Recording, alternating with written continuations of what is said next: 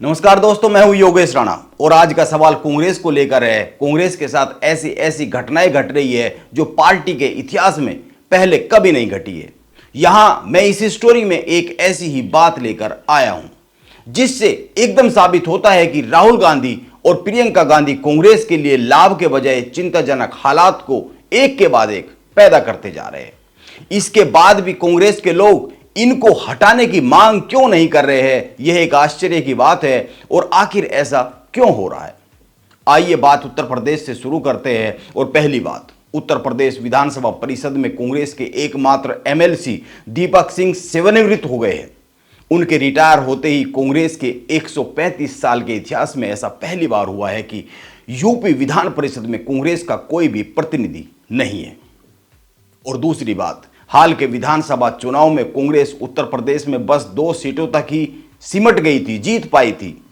और एक बात की तुलना कर लीजिए, चुनाव के बाद देश के प्रधानमंत्री नरेंद्र मोदी उत्तर प्रदेश का कई बार दौरा कर चुके हैं। वो अभी बनारस में अपने निर्वाचन क्षेत्र में गए हुए हैं। योगी आदित्यनाथ प्रदेश के किसी भी हिस्से में, किसी भी क्षेत्र में हर दिन दिखते रहते हैं। यानी ये लोग जनता के साथ, अपने कैडर के साथ सीधा संवाद करते हैं। लेकिन आपको 2 बातें जानकर आश्चर्य होगा। पहली बात यह है कि विधानसभा चुनाव के 3 माह से ज्यादा का वक्त गुजर चुका है। उत्तर प्रदेश के विधानसभा चुनाव हुए और अब तक प्रियंका गांधी और उनकी टीम उत्तर प्रदेश के रायबरेली तक में एक्टिव नहीं दिखी है। यानी कि रायबरेली तक में एक्टिव नहीं है तो फिर तो कहीं भी नहीं है। और दूसरी बात, करीब 115 दिन से ज्यादा का वक्त हो गया है उत्तर प्रदेश में कांग्रेस बगैर किसी मुखिया के है। उत्तर प्रदेश कांग्रेस का कोई अध्यक्ष नहीं है। विधानसभा चुनाव में हार के बाद 5 राज्यों के अध्यक्षों ने अपना त्यागपत्र कांग्रेस के हाईकमान को सौंपा था, जिनमें से 4 राज्यों में नए अध्यक्ष मिल चुके हैं। लेकिन प्रियंका गांधी अपने प्रभार वाले प्रदेश उत्तर प्रदेश का अध्यक्ष तय नहीं कर पा रही है। यह कमाल की बात है।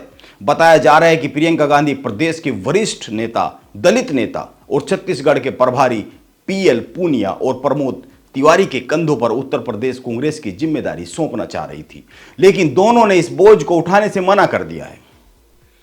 इस सब के बीच मेरा एक और सवाल है, और वो यह है कि आप गौर करके यह सोचिए कि पिछले कुछ सालों में ही नहीं बल्कि पिछले कुछ दशकों में उत्तर प्रदेश में किसी भी ऐसे कांग्रेसी का आपको नाम याद आता है जो अपने दम पर प्रदेश के संगठन को या प्रदेश में कांग्रेस को, प्रदेश में सरकार की वापसी के लिए प्रयास करता हुआ दिखने की हिम्मत रखने वाला व्यक्ति हो?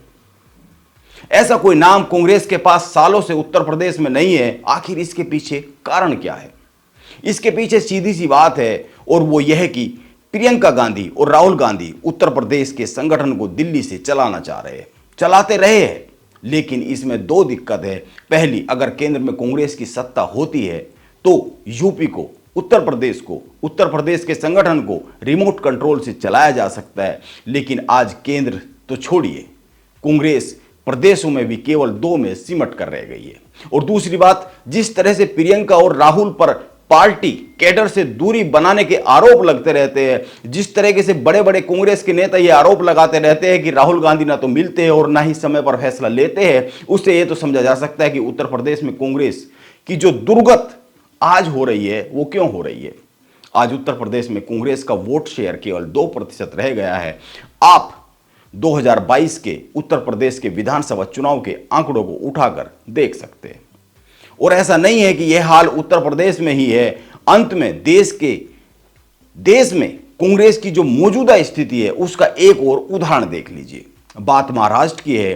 विधान परिषद चुनाव में कांग्रेस विधायकों की क्रॉस वोटिंग से पार्टी के अधिकृत उम्मीदवार और दलित नेता चंद्रकांत हार गए।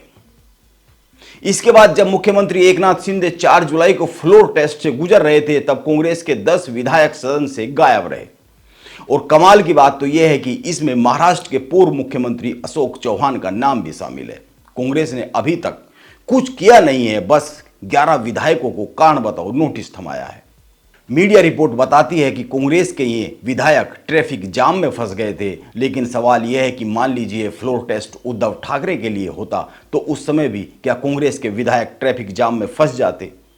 और ट्रैफिक जाम में फंसना तो एक ऐसी समस्या हो सकती है जो अचानक आ गई, लेकिन क्रॉस वोटिंग क्या वो भी किसी ट्रैफिक जाम में फंसने की वजह से हुई है? यह भी एक सवाल है और यह पूछने वाली एक बात है। वैसे इन सब बातों से यह समझा जा सकता है कि आज कांग्रेस देश में कहां पर खड़ी हुई है। मैं कई बार कांग्रेस की चर्चा इसलिए भी करता हूं क्योंकि लोकतंत्र की खूबसूरती के लिए, लोकतंत्र की मजबूती के लिए एक मजबूत विपक्ष होना जरूरी है।